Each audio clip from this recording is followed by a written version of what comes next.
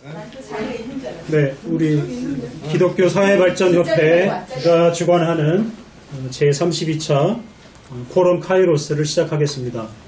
저는 사회를 맡은 기사발 이사이고 우리 오늘 발제하실 정정훈 교수님과 같은 교회 서울 선우회 소속 봉원교회에서 목회하고 있는 박용권 목사입니다. 네, 오늘 연세대 정정훈 교수님 모시고 탄핵정국과 그리스도인의 사명이라는 주제로 먼저 저희가 강의를 듣고 그리고 함께 토론하도록 하겠습니다.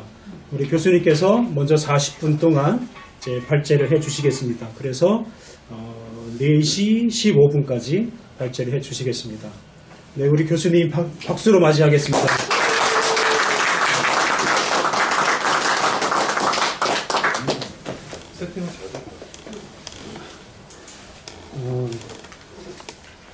카이로스 포럼 그 해를 바꾸어서 첫 번째 모임인데 부족한 저를 초청을 해주셔서 몸둘 바를 모르겠습니다. 여기 와 뵈니까 대부분이 제가 아는 분들이고 또 평상시 존경하는 분들이고 또 동지의식을 갖고 늘 배웠던 분들입니다.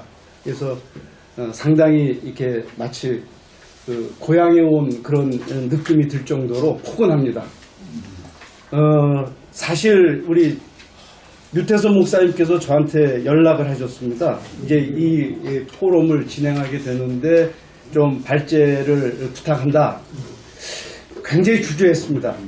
왜냐면은 뭐 저는 아시다시피 정치학자도 아니고 국제 뭐 무슨 전문가도 아니고 또 사회학적인 그런 어떤 그 통찰이나 뭐 이런 것들이 뭐 뛰어난 것도 아니고 그런데 제가 이 제목으로 감당하는 것이 과연 적절한가 이런 생각이 들어서 주저했습니다.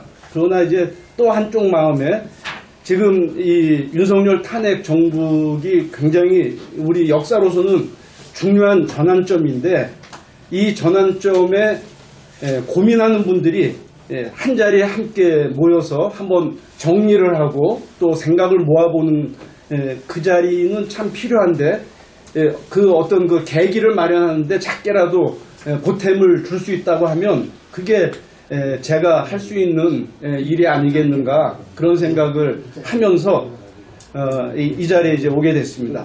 그러니까 제가 한 40여 분 이제 말씀드릴 때 뭐 엄청난 어떤 그 통찰력을 발휘해서 강연을 하지는 못하겠지만 그러나 우리가 고민하고 있는 이런 내용들에 대해서 다시 한번 점검을 하고 그리고 향후 이 정국이 어떤 식으로 나아갈지 한번 또 어떻게 나아가야 할지 그 당위성이 사실은 우리한테 더 중요하지 않나 그런 생각이 들고 그리고 우리의 지평은 기독교인의 어떤 그 정체성을 갖고 있기 때문에 오늘 한국교회가 윤석열 정부 아래에서 어떤 과오를 범했는지 그것을 한번 되짚어보고 그래야지 우리가 그 과오를 다시 반복하지 않을 것이라는 기대 속에서 과오를 한번 살펴보고요.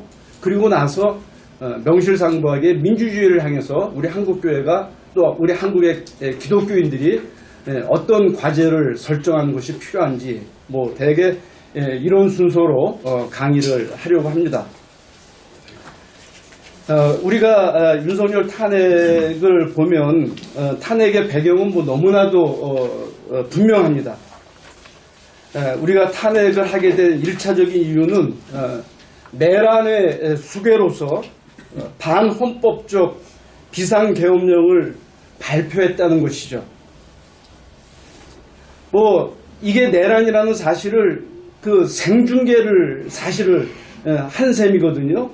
우리 내국인뿐만 아니라 외국인들까지도 실시간으로 이게 지금 내란을 지금 진행하고 있다라는 것을 확인한 사실이기 때문에 이 탄핵에 대해서 다른 말을 하기는 상당히 어렵다. 합리적인 사람이라고 한다고 하면 그리고 나중에도 이야기를 하겠지만은 헌법재판소에서 탄핵을 인용하는 것조차도 이거는 너무나 당연한 수순이다 라는 생각이 듭니다. 근데 지금 체포하는 과정 속에서 상당히 아주 지저분한 모습을 보이다 보니까 이게 스무드하게 그 다음 단계로 이행하지 못하는 어려움이 있지만, 그러나 헌법재판소는 여전히 자기 식의 그 스케줄대로 지금 가고 있는 것이 얼마나 다행인지 모르겠다라는 말씀을 드리고 싶습니다.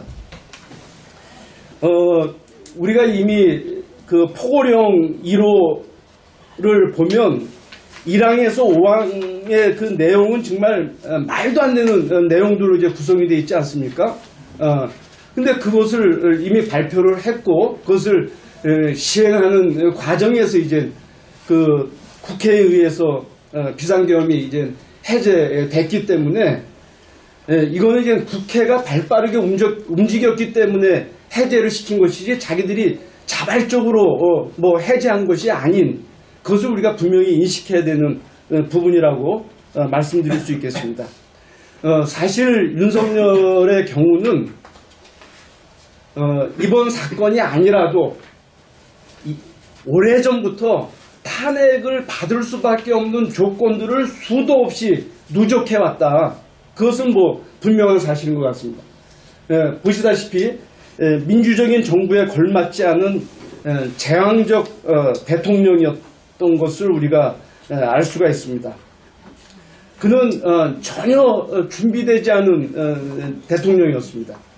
아시다시피 검찰총장을 문재인 정권에서 제대로 판단을 못한 것이죠. 나는 사람을 보지 않는다. 나는 사람에 충성하지 않는다. 이제 그 한마디로 이제 사실은 굉장한 이제 감동을 준 거고, 그놈이 어떤 정체를 갖고 있는지 그 말 한마디에 다 덮어버린 그 안타까운 우를 범했던 것이 이제 문재인 정권이었다고 생각이 되는데, 어찌됐건에 이 사람은 민주적인 대통령으로서 자신을 처신한 게 아니라 왕으로 처신을 했다고 저는 봅니다. 왜냐면은 물론 무속신앙에 근거하긴 했지만 처음부터 대통령 후보 그 출마자로서 이제 후보자들 토론할 때 손바닥에 왕자 쓰고 출발하지 않았습니까? 그렇게 이제 세 번이나 이제 왕자를 긋고 그리고 이제 토론을 한 건 자기는 민주적인 대통령으로서 이 정치에 입문한 것이 아니라 왕적인 어떤 그 절대 권력을 행사하겠다는 그런 어떤 그 마음이 이미 잠재된 상태에서 출발한 것이 아닌가, 이렇게 말씀을 드리고 싶습니다. 두 번째는 무속에 근거한 정책과 국정농단이라고 말할 수 있겠습니다. 일단 그의 부인이 무속에 의지하는 사람이었죠. 뭐 석사 박사 논문도 대개가 이 무속 관련한 주제로 논문을 쓴 것을 볼 수가 있습니다. 그러니까 그 김건희 여사의 이 삶은 무속과는 전혀 뗄래야 뗄 수 없는 그런 삶을 살아왔고, 그 관계 속에서 윤석열과 결혼을 했고, 그리고 이제 그 관계 속에서 모든 것을 이제 어떤 점에서는 사주를 해온 그런 위치였다고 그렇게 볼 수가 있겠습니다. 아시다시피 그의 주변에는 천공도 있고 건진법사도 있고, 또 이번에 명확하게 드러난 이제 명태균이도 있고, 그리고 요번에 이제 비상계엄에 있어서 보이지 않게 크게 작용했던 것이 이제 그 전 정보사령관인데, 이 노상원이도 사실은 그 점집을 지금 운영하고 있는 사람 아닙니까?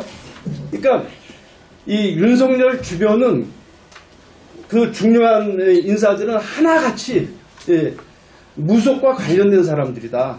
그 속에서 종사를 하고 있던 그들과 관련해서 자신들의 어떤 그 행동거지를 결정하는 그런 사람들 속에 파묻혀서 대통령이 됐고, 또 대통령으로서의 지난 2년 남짓 그 임기를 끌어왔다, 이렇게 말씀드릴 수가 있겠습니다. 심지어는 제가 어제 기사인가요? 시민사회수석 비서관실의 소수종교 담당관을 아예 역술인을 뒀답니다. 역술인을. 예. 그게 이제 그 비서관 아래 행정관이긴 하지만 그래도 상당히 파워풀한 그 어떤 문고리 몇 인방 중에 한 사람이었다는 거죠. 그래서 대통령의 주요 일정들을 이 사람이 잡았다는 거예요.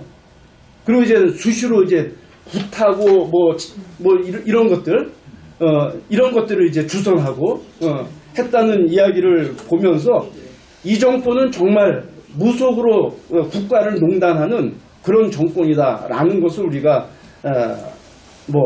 너무나 눈에 뻔히 볼 수 있는 그런 부분이라고 말씀드리고 싶습니다.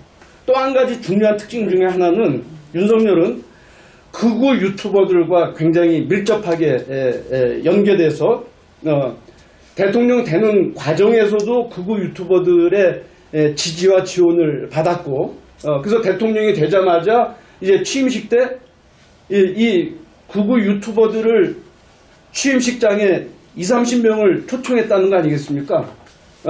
그리고 여전히 이들의 목소리를 자기가 기본적으로 들어야 할 청취의 대상으로 그렇게 삼았다고 볼 수 있겠습니다. 특히 그 유튜버들 가운데 이봉규 TV라고 있습니까? 저는 한 번도 들어가 본 적은 없는데 이 윤석열이가 잠잘 때 이 윤석열 TV 그러니까 이봉규 TV를 보면서 그러면서 잠을 잤다는 거예요. 그러니까 이 극우 유튜버들의 이 말이 그에게는 마치 교과서처럼 각인됐다 이렇게 말씀드릴 수가 있겠습니다. 그리고 그 주변에 극우 유튜버들이 한둘입니까?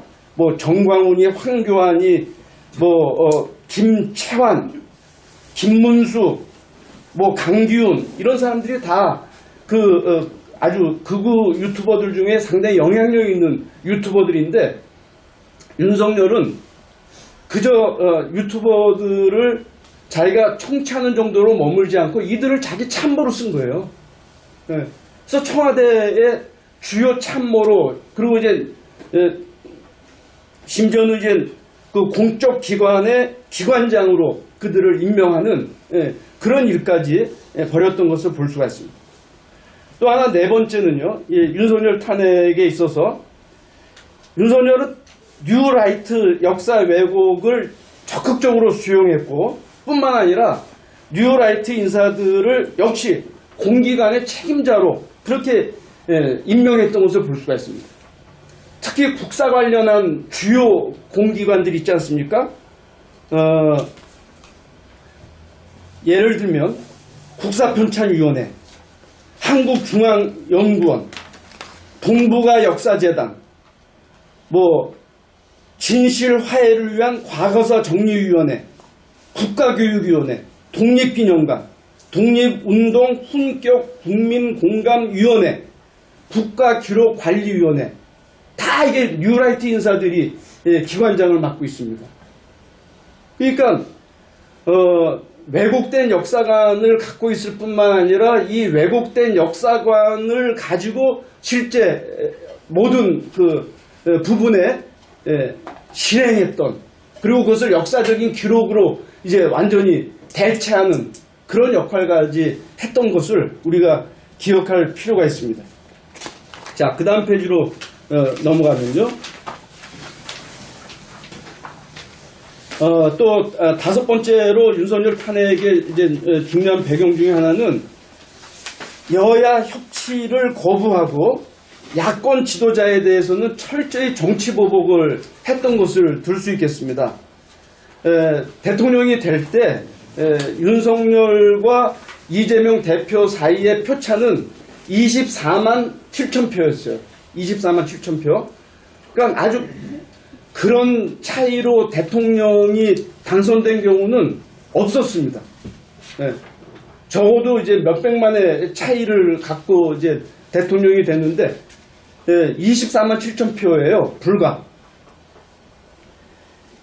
이때 무효표가 얼마가 나온 줄 아십니까? 무효표?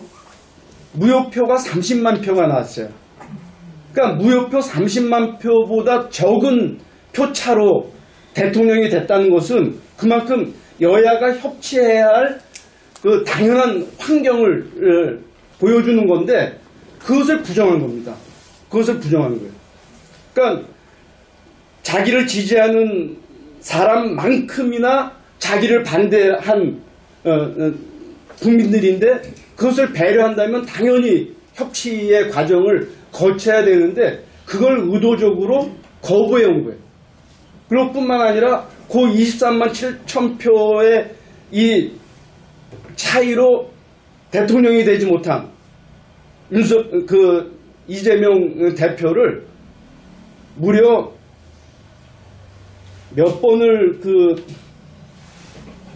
압수수색을 했냐면요. 제가 그걸 어떤 기록을 376회.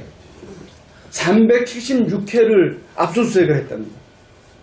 그러니까 있을 수 없는 이야기예요. 그러니까 인디언 기우제식으로 털어서 안 나올 거 있나 보자 하는 그런 심산으로 끊임없이 그렇게 압수수색을 했던 것이고 그렇게 이제 그 법정에 이제 그 기소를 하고 이제 법정 과정을 거쳤는데 아직까지 사실은 대표로서 자기 역할을 감당하고 있는 거 아닙니까? 그런 거 보면 이재명 대표는 참 대단한 사람이에요. 제가 볼 때는.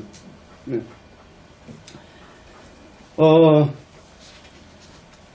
여소야대의 국회 상황에서 사실 여야 협치를 위해서 국회에 오지 말라고 해도 사실은 윤석열이가 찾아가서 국회의원들에게 읍소를 해야 되는 상황인데 오히려 본인이 거부를 해요.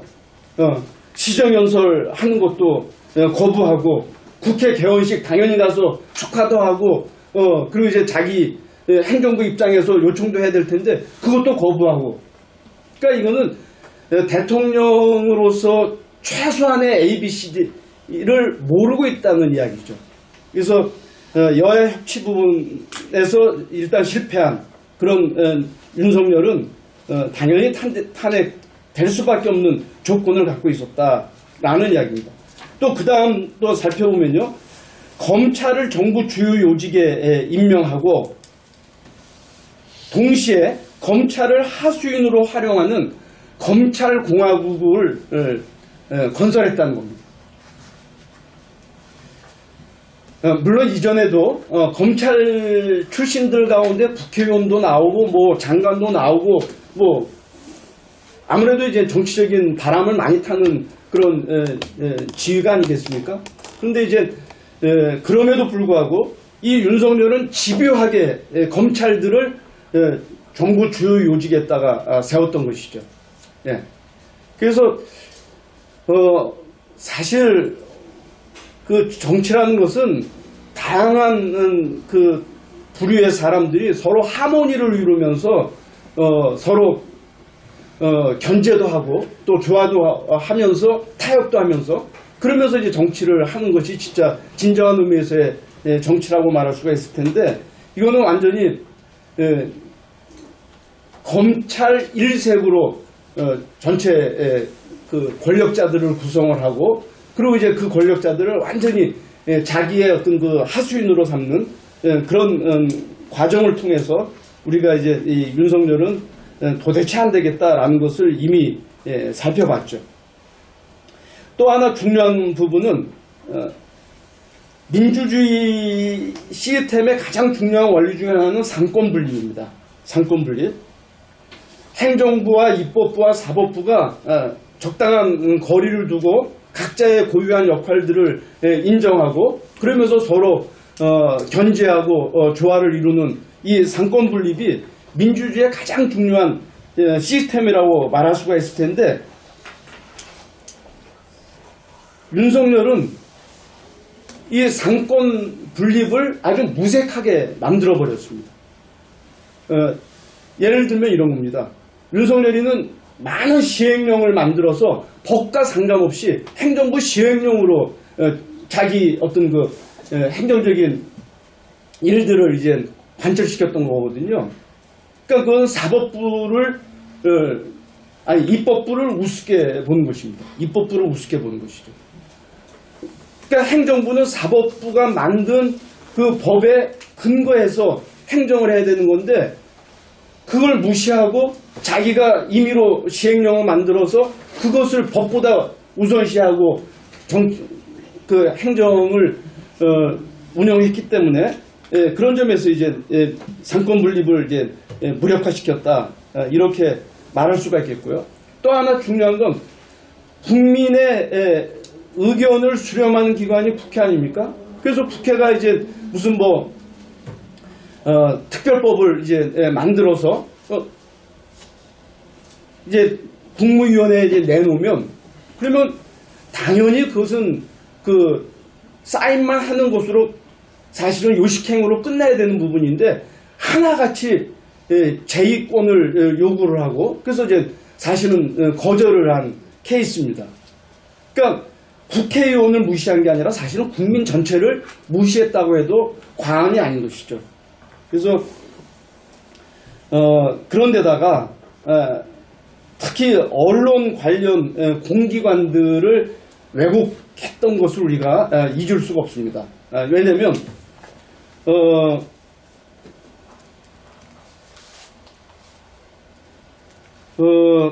언론이라는 것은 행정부, 입법부, 사법부와 더불어서 또 하나의 제4부 권력이라고 하지 않습니까?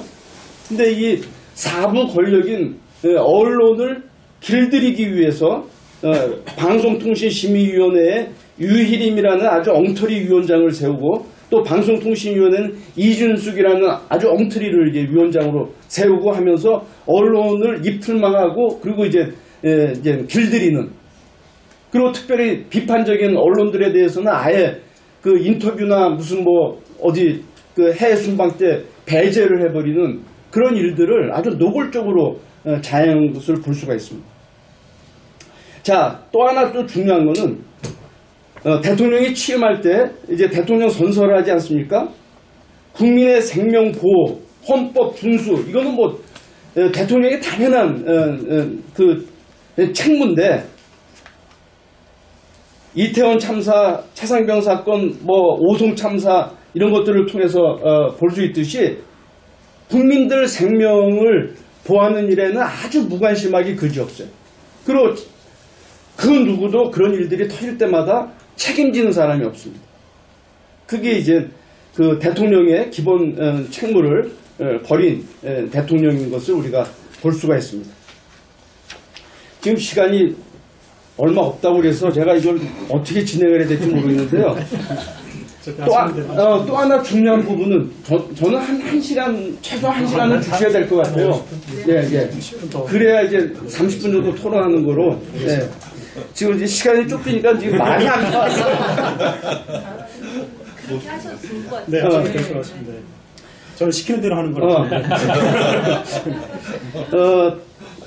또 하나 이제 우리가 이 윤석열 탄핵의 배경으로 이제 짚어봐야 될 부분은 뭐냐면, 윤석열은 대통령으로 취임하자마자 남북 관계를 극악한 관계로 만든 거예요.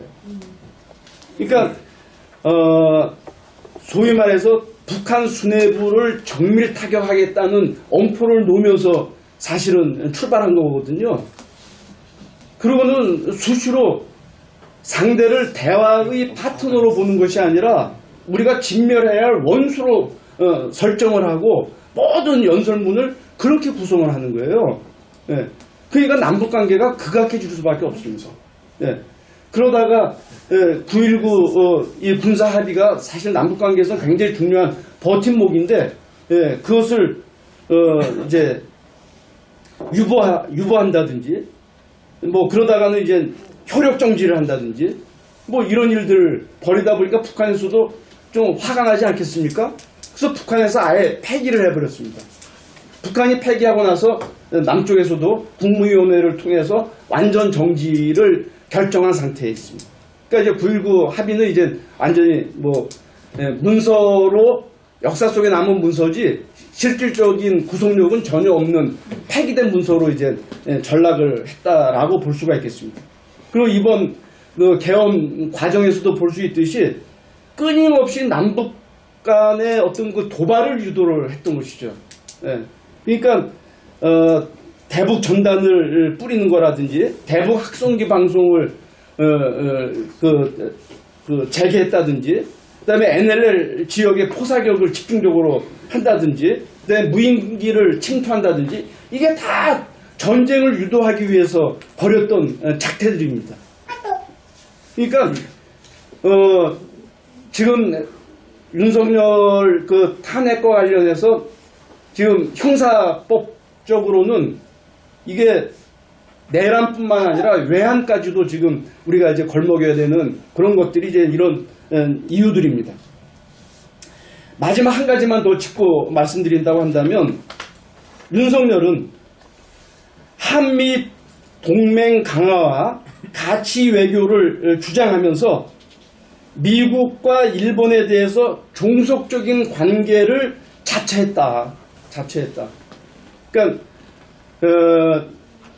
사실 미국과 일본이 윤석열 정부에 대해서 기대하는 것이 아마 100이라는 수치였다고 한다면, 윤석열은 자기 스스로 150, 200을 아낌없이 내어준 그런 케이스인 것이죠.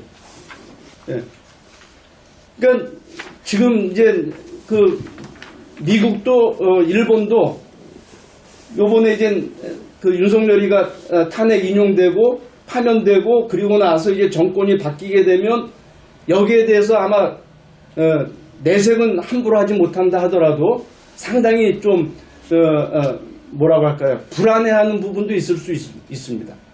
이제 엊그저께 기사를 보니까 이재명 대표를 트럼프가 초대하지 않은 이유 중에 하나가 트럼프가 볼 때 이재명은 그렇게 호락호락하지 않다.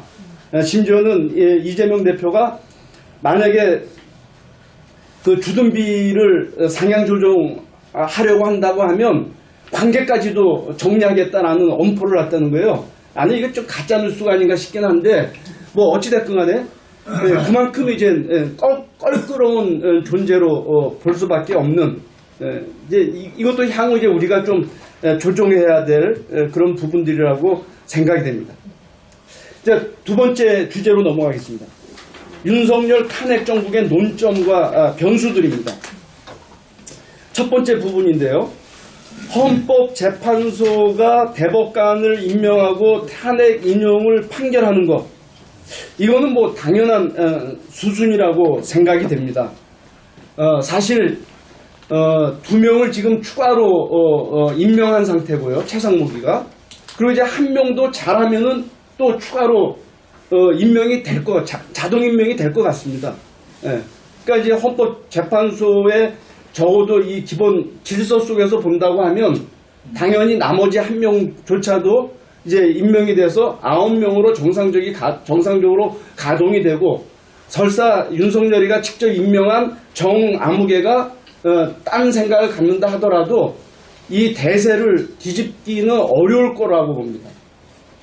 그래서 저는 뭐 제가 정치적인 그 식견이 뛰어난 건 아니지만 윤석열은 기어이 탄핵 인용된다. 그래서 파면된다. 이건 기정사실이다. 저는 그렇게 보고 있습니다.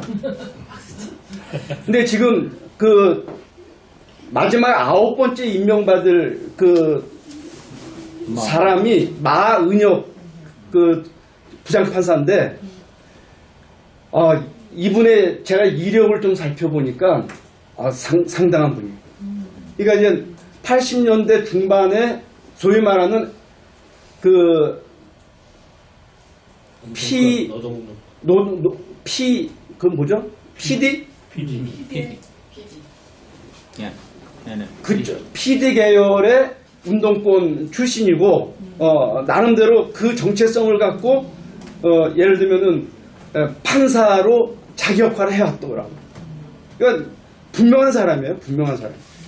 그래서 이분이 만약에 이제 9번째 대법관으로 임명이 돼서 합류하게 된다고 하면, 이제 더 이상 뭐, 걱정할 거 없다. 그러니까 향후 이제 한 일주일, 2주일 이내에 결판이 날 겁니다. 그래서, 요게 이제 하나의 변수라고 생각이 되고요. 두 번째 우리가 생각해야 될 부분은 뭐냐면, 한덕수 총리를 비롯한 국무위원들의 이 비상계엄 종범 처리 문제입니다.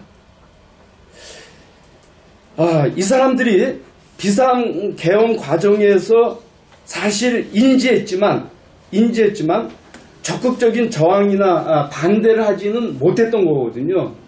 예.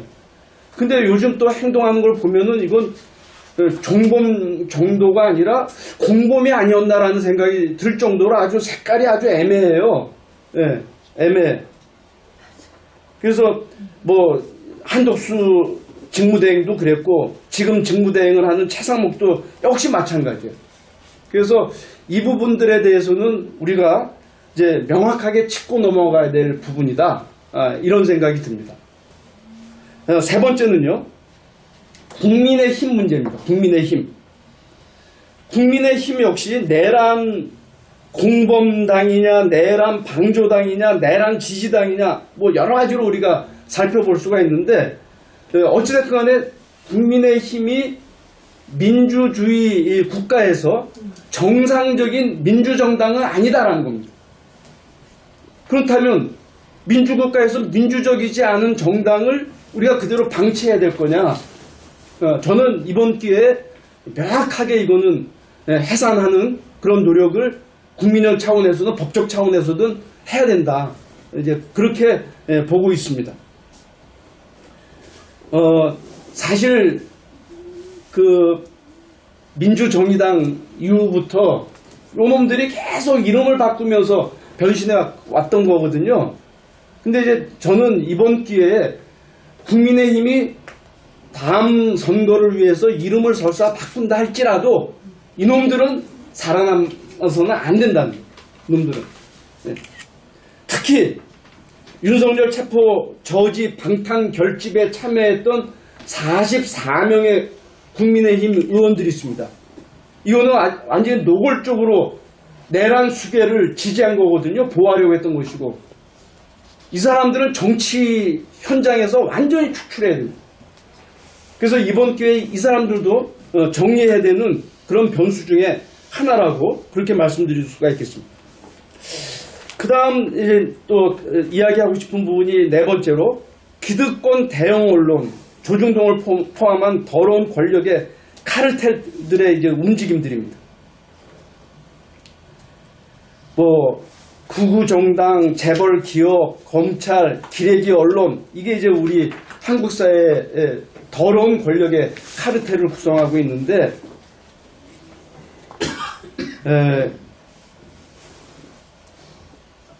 요즘 이제 중앙일보랑 동아일보는 분위기가 조금 바뀌고 있는 것 같아요. 그래서 약간 이제 이 내란 수계에 대해서 또 이제 탄핵 정국에 대해서 이제 긍정적인 논조의 이제 이야기들을 좀 이제 하고 있는 것을 볼 수가 있어요. 그런데 조선일보는 여전합니다. 조선일보는. 그래서 지금 조선일보 해체 운동인가요? 조선일보 맨날 사옥 앞에서 이거 시위하는 분들. 이번 기회에는 기어이 이 조선일보는 진짜 이것도 해체시켜야 할, 폐간해야 할 신문 가운데 하나다. 이것도 우리가 명확하게 이제 짚고 넘어가야 될 부분이다. 그런 생각이 듭니다. 그 다음에 또 우리가 생각해야 될 논점이나 변수라고 한다면은, 12.12 윤석열 대담 이후에 구구들이 결집하고 있고 극단적인 지금 저항을 하고 있는 부분입니다. 그래서 정광훈을 중심으로 해서 극우 유튜버들이 서로 이제 서로 일치단결하고 있고 광화문에 총 출동하는 것을 독려하고 있고 그런데 이 인간들을 보면은 이 인간들은 사실 이념 지평으로 움직이는 인간들이 아니라는 저는 판단을 하고 있습니다. 우리가 흔히 피는 물보다 진하다고 하죠. 이념은 피보다 진하다고 합니다. 근데 이념보다 진한 게 있어요. 그게 뭔 줄 아십니까? 그게 돈입니다. 돈. 이 윤석열 극우 유튜버들은 돈에 의해서 움직이는 친구들이에요. 왜 이 윤석열을 지지하는 입장을 적극적으로 취하냐면 그게 돈이 되기 때문에 인연과 상관없어요. 일주일에 들어오는 액수가 3천만 원, 4천만 원 정도 된답니다. 그러면은 그게 한 달이면은 뭐 몇 억이에요. 1년이면 15억 보통 이런 겁니다. 돈이 되니까 이 일을 하는 거예요. 정광훈이도 마찬가지입니다. 정광훈이도. 그래서 이런 부분들이 이제 우리가 또 생각해야 될 부분입니다. 두 가지만 더 말씀드리면요. 하나는 이제 민주당 이재명 대표에 대한 이 조작된 리스크와 재판 과정입니다. 지금 우리 사회에 그 가짜 뉴스에 현혹이 된 이 국민들이 어찌됐건 간에 이재명은 안 돼. 이제 이런 정서가 너무 크거든요. 그리고 이재명 대표와 관련한 이제 몇 가지 재판들이 지금 계속 진행되고 있지 않습니까? 공직선거법 위반 사건, 대장동 백현동 위례 신도시 개발 비리 사건, 성남 FC 불법 후원금 사건, 뭐 대북 송금 사건. 이게 다 지금 진행 중이에요. 진행 중. 그래서 어느 하나라도 결정적으로 이제 맞게 되면은 모든 게 이제 올수독되는 그런 일들이 이제 벌어지는 상황이 되는데 이게 정말 변수입니다. 변수예요. 그래서 이 부분에 대해서는 제가 개인적으로 하고 싶은 이야기가 정말 많은데 넘어가겠습니다. 그 다음에 또 한 가지, 마지막으로 한 가지만 더 짚는다면요. 대학생 청년들의 정치의식 고양과 촛불 집회에 참가하는 이 현실입니다. 저는 윤석열 취임하고 불과 한 달 지나지 않아서 촛불 행동이 주관하는 태평로 집회에 참석하기 시작했어요. 제 기독교인 양심상 또 지식인의 한 사람으로서 윤석열은 아무리 봐도 안 되는. 그래서 매주 토요일 날 제가 태평로에 나갔던 사람 중에 한 사람.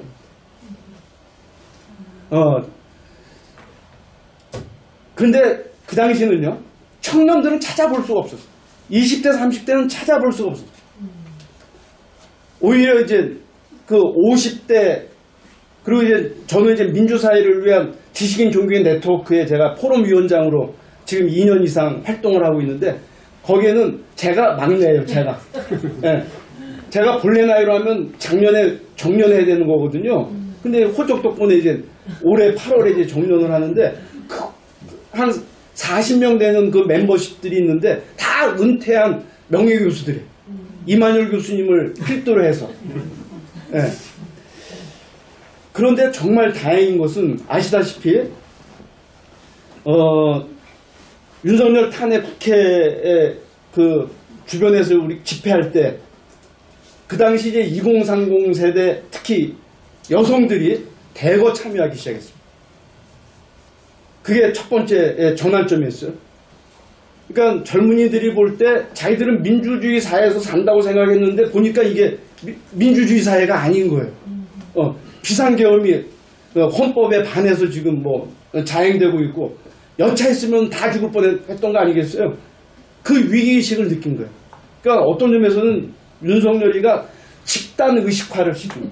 2030 세대에 대한 집단 의식화라는 거예요. 그래서 그 점에서는 좀 기여한 부분도 있습니다. 그리고 이제 남태령 집회에서는 이 농민들과 연대하는 이 또 2030의 이 멋진 모습들을 우리가 보지 않았습니까? 그럼 며칠, 한 주 정도 지났나요? 그 관저와 이제 밤새고 이제 그 체포 그 지지하는 그 저기 집회에서 진짜 저는 그 사진을 보고 아주 눈물이 났어요. 그 모습은 마리아가 죽은 예수를 이렇게 안고 있는 그 형상, 피에타 상을 연상시키는 그 모습이 정말 눈물을 자아내더라고요. 그래서 숭고한 모습이었어요. 숭고한 모습. 이제 이런 것들을 우리가 염두에 둔다고 하면 이제는 우리 젊은이들이 그동안 정치의식을 사실 발휘하지 못했고 역사성을 사실 드러내지 못했었는데 이제는 이제 적극적으로 이제 전환하게 됐다. 이것이 이제 향후 우리 한국 사회의 큰 변수가 될 것이다. 이제 이런 말씀을 드리고 싶습니다. 세 번째 주제로 넘어갑니다. 윤석열 탄핵 인용 후의 전망입니다. 아마 극우 세력의 극단적인 저항이 있을 거라고 봅니다. 탄핵 인용되고 나면 아마 자결하는 놈, 뭐 자해하는 놈도 아마 분명히 나올 거예요. 몇 명 정도는. 그러나 그거는 최후의 발악입니다. 이제 우리 민주진영에서는 극우들이 다시는 꿈틀거릴 가능성조차 없도록 차단하는 그런 어떤 그 법적인 제재의 어떤 그 과정을 돌입하도록 요구해야 될 것 같아요.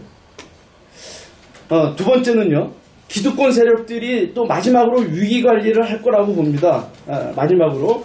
그러니까 사실 뭐 아까도 잠깐 이야기했지만 조선일보 같은 경우는 윤석열과는 완전히 한몸 일체예요. 한몸 일체. 자, 그런 상황. 또 국민의힘도 어떻게 보면 윤석열과는 뭐 일체적 관계에 있는 것이죠. 그렇기 때문에 마지막 발악을 합니다. 예, 그럴 거예요.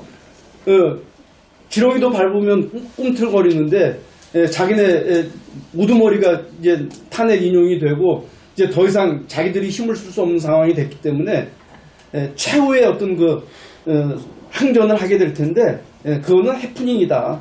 이제 그렇게 보고 이제 중요한 건 이제 민주진영에서 이런 인간들이 더 이상 권력의 근처에도 오지 못하도록 또 다시는 권력의 카르텔을 형성하지 못하도록 하는 그런 어떤 그 차단막 과제를 감당해야 될 거다. 뭐 이제 이런 이야기입니다. 또 하나 이제 그 인용 후에 되어질 이야기가 이제 대통령 선거와 이제 개헌론이라고 생각이 됩니다. 당연히 이제 대통령이 이제 뽑혀야 되는 상황이니까요. 근데 저는 정치를 잘 모르지만 대통령 선거를 일단 하고 볼 일입니다. 그래서 새로운 대통령을 세워놓고 물론 그 과정에서 이제 개헌과 관련해서 이제 자기 입장을 밝힐 수는 있지만 개헌을 하고 나서 대통령 선거한다는 건 이건 현재의 상황을 완전히 무력화시키는 또 다른 우를 범할 수가 있다고 생각돼요. 그래서 전략적으로도 개헌이란 말은 아예 초장에 나오지도 못하도록 차단하고 곧바로 대통령 선거로 그 전환할 수 있는 그런 시스템으로 가야 되는 것이 아닌가 이제 이런 생각을 하게 되고요. 마지막 한 가지만 더 짚는다면은 아까 제가 사실 말씀드렸는데 이 주종적인 한미 관계 또 굴욕적인 한일 관계 이 부분에 대한 대조정이 필요하다. 대조정이 필요하다. 네. 미국이라는 이 강력한 국가 사실 우리가 무시하기는 참 어렵습니다. 네. 그러나 그렇다고 해서 우리의 주권을 완전히 그들에게 내어 맡길 수도 없는 거예요. 예, 그런 점에서 이 조정의 어떤 국면을 우리가 이제 가져야 된다. 이런 말씀을 드리고 싶습니다. 네 번째 주제로 넘어가겠습니다. 자, 그렇다면 윤석열 정권 아래에서 우리 한국교회는 어떤 잘못을 했는가 하는 이야기입니다. 아주 최근에 발표된 그 개신교 신뢰도를 보니까요. 불교가 52.9%고 가톨릭이 48.5%, 원불교가 17.9%, 개신교가 14.3%입니다. 이거로 이제 상쇄하면서 자기들 관계를 밀접하게 형성했던 것을 볼 수가 있겠습니다. 자, 그리고 또 한 가지는요. 이 윤석열이가 자기 과실을 면피하기 위해서 꼭 교회를 찾습니다. 또 총선같이 이제 어떤 그 지지를 호소할 때 역시 교회를 찾아요. 그러니까 그 이태원 참사 1주기 때 자기가 어린 시절에 다녔다는 그 교회 있잖아요. 양암교회. 예. 그 교회에 이제 가서 기획된 예배를 드리고 거기서 이제 뭐 소위 말하는 뭐 성명서 비슷한 연설을 하는 것을 볼 수가 있어요. 그리고 이 윤석열은 단 한 번도 유가족들을 대면한 적이 없습니다. 예. 그거는 국가 유로 주관을 선포를 하고 뭐 자기는 뭐 할 수 있는 모든 유로를 다 했다 이러면서 이야기를 하고 있는데 그 면피를 해주는 역할을 한국교회가 하고 있다는 거죠. 그리고 총선 직전이 지난 작년이죠. 총선 직전이 부활주일이었어요. 총선 직전이. 그때 김삼환 목사 심호하는 이 명성교회에서 또 그 예배 드리지 않아서 부활절 연합 예배를 거기서 드렸잖아요. 또 윤석열이가 갔어요. 가서 또 지지를 호소하는 대통령 연설을 합니다. 그 모든 장을 한국교회가 깔아주고 있는 거예요. 네. 이러니 의식 있는 한국 국민들로서 한국교회를 긍정적으로 볼 수 있겠습니까? 그나마 머물러 있던 아주 극소수의 젊은이들까지도 교회를 지금 박차고 나오는 거예요. 네. 이게 이제 안타까운 현실입니다. 자, 또 하나 이제 우리가 살펴봐야 될 것은 한국교회의 과오는 가스라이팅으로 길들여진 문화적인 교인들을 정치 도구화하고 있다는 겁니다. 특정 정당과 특정 이념, 특히 빨갱이 이념을 빨갱이 이념을 갖고 아주 교인들을 그 정치적인 도구로 만들고 있습니다. 사회적인 갈등을 조장하는 데 앞장서고 있고요. 신앙을 왜곡하고 또 비판적인 사고를 제거하고 있습니다. 제가 그 손보현 목사라는 사람 있잖아요. 그 부산의 세계로 교회 담임 목사라고 해요. 이 사람이 20몇 년 전에 30명으로 교회를 시작했는데 지금 3,500명이 출석하고 있다고 그래요. 굉장히 큰 교회 지금 하고 있는데 그래서 하도 그 손현보 목사 이야기가 많아서 제가 오늘 오전에 이제 그 사람 그 설교 영상을 좀 몇 편을 제가 봤습니다. 가관이 아니. 최근 몇 주 동안 설교 제목이 이래요. 설교 제목 자체요. 12월 중순 설교 제목입니다. 공의와 정의를 버린 법관들은 파멸을 면치 못할 것이다. 1월 첫 번째 주 설교 제목이 이재명이 죽어야 대한민국이 산대요. 설교 제목이.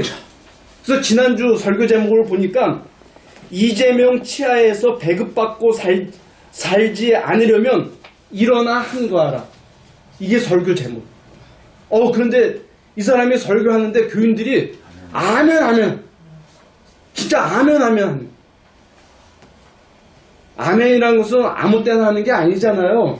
정말 하나님께서 이 내용의 진실성을 지지해 준다고 믿을 때 아멘 하는 것이고 하나님의 도우심을 강력하게 기대할 때 아멘 하는 것이고 그리고 내가 이 내용 그대로 살아가겠다 결단할 때 아멘 하는 거 아닙니까? 아무 때나 아멘 하면 안 돼 진짜.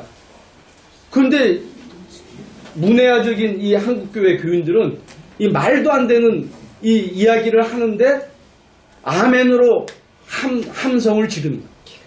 기가 막힌 거지 진짜. 기가 막힌 거. 또 하나 이제 한국교회 문제는 정교 분리를 왜곡된 상태로 이해하고 있습니다. 가해사의 것과 하나님의 것을 이제 구분하면서 이제 어떨 때는 극악한 독재 정권 하에서는 침묵하면서 그것을 정교 분리라고 이야기해요. 그다음에 신사적인 민주 정권에 대해서는 아주 내걸고 반대하는 거잖아요. 문재인 정권, 문재학 정권이라고 하면서 이제 소리 지르고. 그러니까 예언자적인 그 목소리를 내야 될 때는 침묵하면서 정교 분리를 이야기하고. 그다음에 이제 민주 정권에 대해서는 자기들이 하는 행위 자체가 사실은 정치적인 행위임에도 불구하고 그거는 또 예언자적인 자기 역할을 한다고 이야기해요. 그러니까 자기 마음대로 성경을 아전인수격으로 해석하면서 이 정교 분리를 왜곡하는 그런 모습을 볼 수가 있습니다. 그 대표적인 게 작년 10월 27일 날 악법 철폐를 위한 200만 연합 예배입니다. 예배라는 것은 하나님 앞에 드리는 행위예요. 근데 이거는 명백히 악법을 철폐하겠다는 정치적인 집회로 이루어진 거거든요. 근데 이거는 자기들은 이게 정치 행위가 아니라고 합니다. 그러면서 뭐 연합 예배 무슨 뭐 찬양을 한다 뭐 큰 기도회, 제가 이게 다 글로 썼던 부분들인데요. 큰 기도회는 뭐고 또 작은 기도회는 뭐고 말도 안 되는 짓거리들을 하고 있는 거예요. 그 다음에 또 하나 이제 지적할 부분은 정광훈 태극기 집회 극우 집단과 심정적으로 연대하고 있을 뿐만 아니라 심지어는 노골적으로 지지하고 있는 거예요. 한국교회가. 그래서 이제 이런 문제를 우리가 지적할 수가 있고요. 마지막 한 가지만 더 추가로 말씀드린다면은 오늘 한국교회는 사이비 이단들과 도낀 객근이다. 도낀 객근. 별 차이가 없어요. 차별화되지는 않습니다. 그러니까 신천지나 JMS, 뭐 통일교 교주들의 행태나 대형교회 목사들의 행태나 별로 다르지가 않습니다. 모든 한국교회 전체를 싸잡아서 이렇게 비난할 수는 없습니다. 그러나 적지 않은 교회들이 교회 규모가 적어도 자기 교회 안에서는 마치 교황처럼 처신하는 작은 교회 목사들도 제가 볼 때는 적지 않습니다. 뭐 사이비이단 교주나 뭐 마찬가지. 이제 초창기 내 시작은 미약하나 나중은 창대하리라는 아마 그런 꿈들을 갖고 있는 작은 교황들, 작은 교주들이 아닌가 싶어요. 이게 한국교회가 진짜 철저히 반성해야 될 부분이다. 이렇게 말씀드리고 싶습니다. 이제 마지막 주제로 넘어갑니다. 민주주의를 향한 그리스도인의 과제입니다. 첫째로 말씀드리고 싶은 것은 탄핵 정부 시민사회의 사례를 우리가 철저히 직시하면서 교회 현장에 벤치마킹하는 것이 필요하다는 말씀을 드리고 싶습니다. 이번 비상계엄령이 실패할 수밖에 없었던 가장 중요한 요인 중에 하나는 민주 시민들이 생명을 걸고 군인들을 막은 거예요. 경찰들을 막은 겁니다. 이거 아니었으면은 국회의원들 다 체포됐고 뭐 해제 말도 안 되는 거예요. 할 수도 없는 거였죠. 이거 우리가 철저히 배워야 되는 거예요. 뭘 배워야 되느냐? 기독교 신앙의 본질 위에 견고하게 서 있는 기독교인들을 우리가 제대로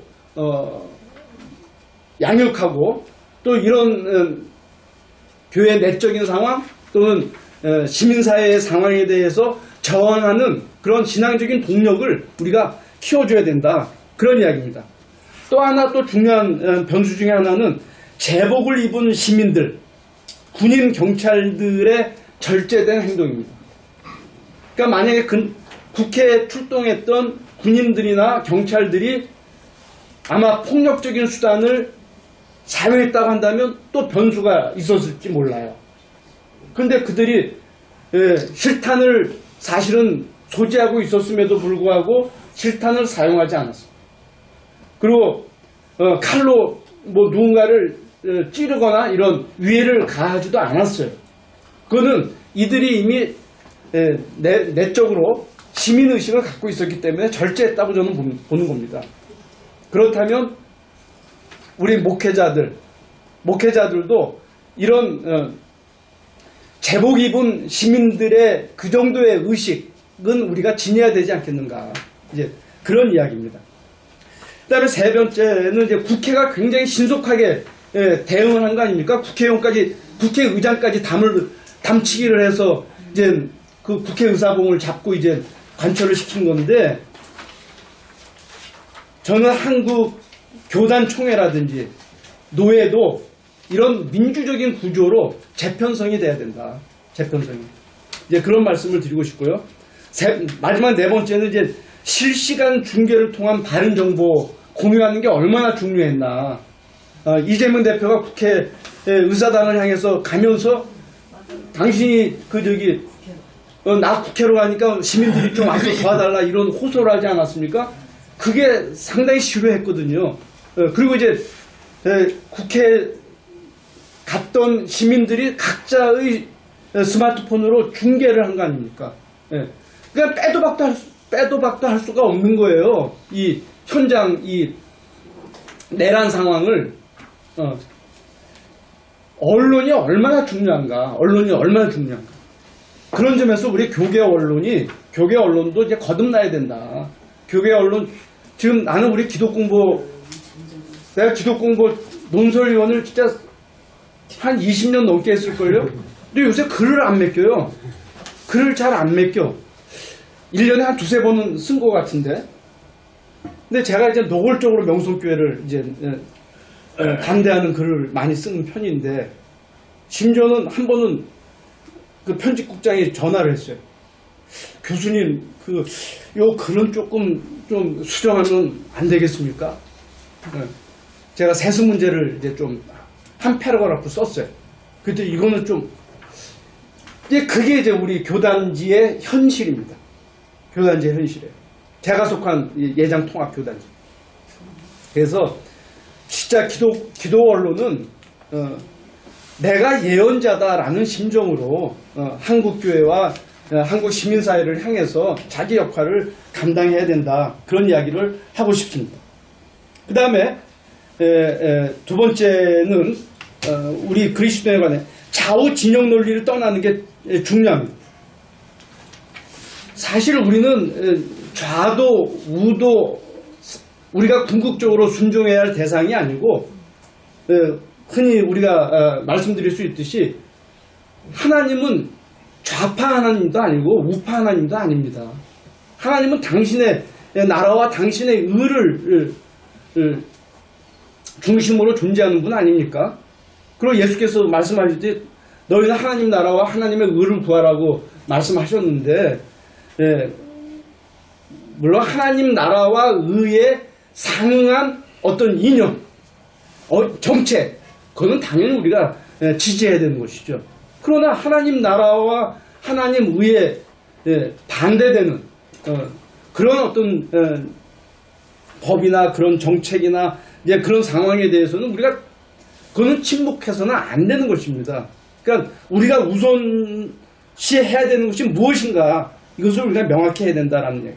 세 번째는요, 생활신앙을 교육하는 것입니다. 이건 제가 이제 석사 논문으로 김재준의 사회윤리사상 연구를 썼는데, 김재준의 사회사상에 있어서 가장 중요한 부분 중에 하나가 생활신앙입니다. 생활신앙.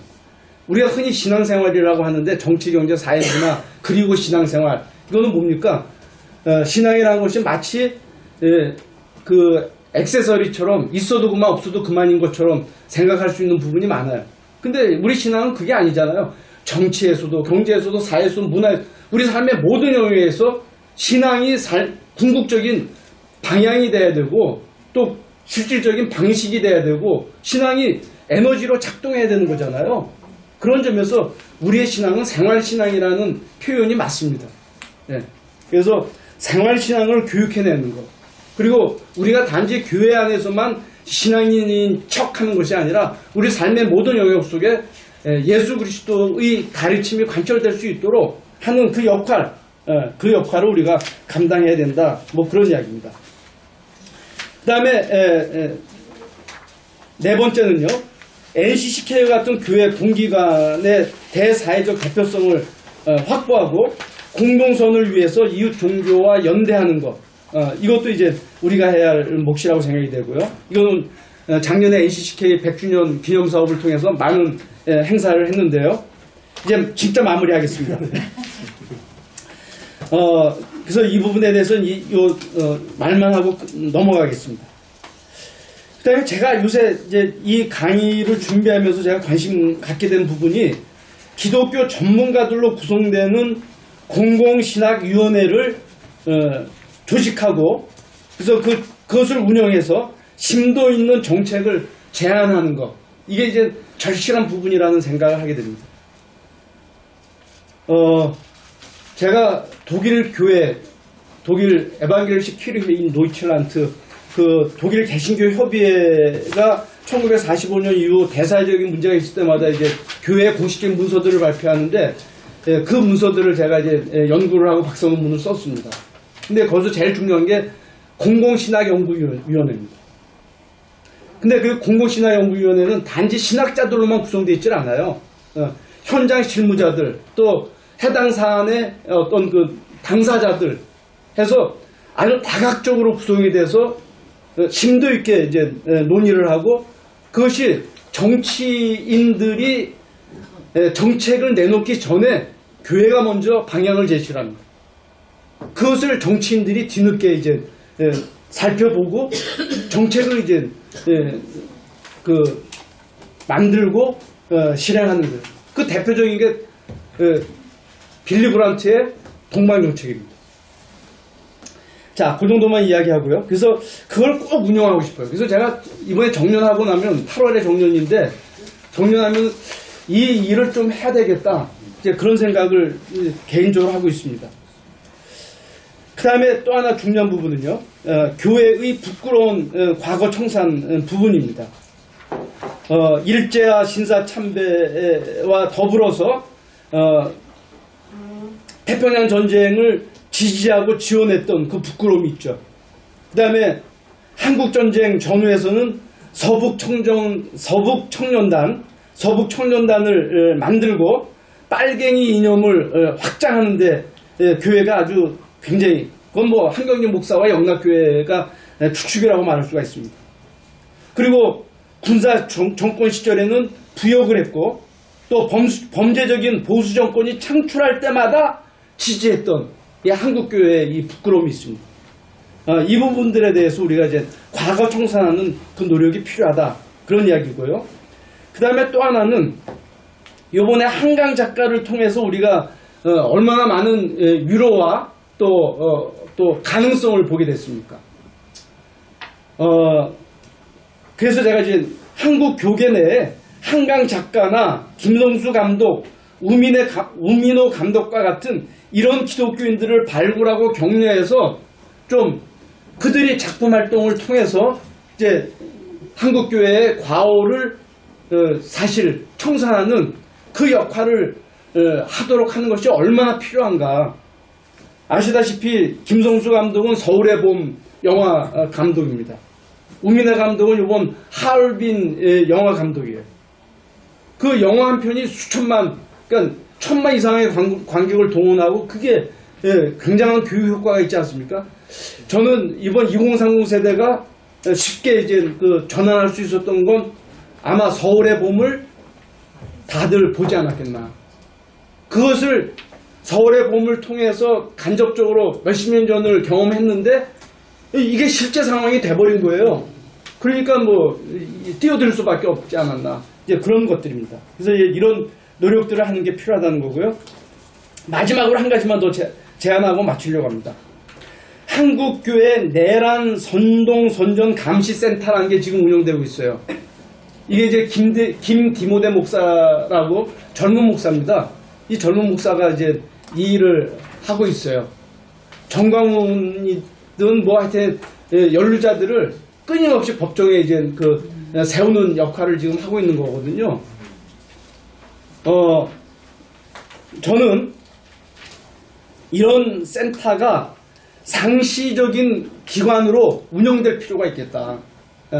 이제 법조인들과 연계해서 이런 일들이 좀 아주 집요하게, 진짜 집요하게, 그래야 이제 이 사악한 무리들을 제대로 정리할 수 있지 않을까 하는 말씀을 드리면서 두서없는 제 강연을 마치도록 하겠습니다. 고맙습니다.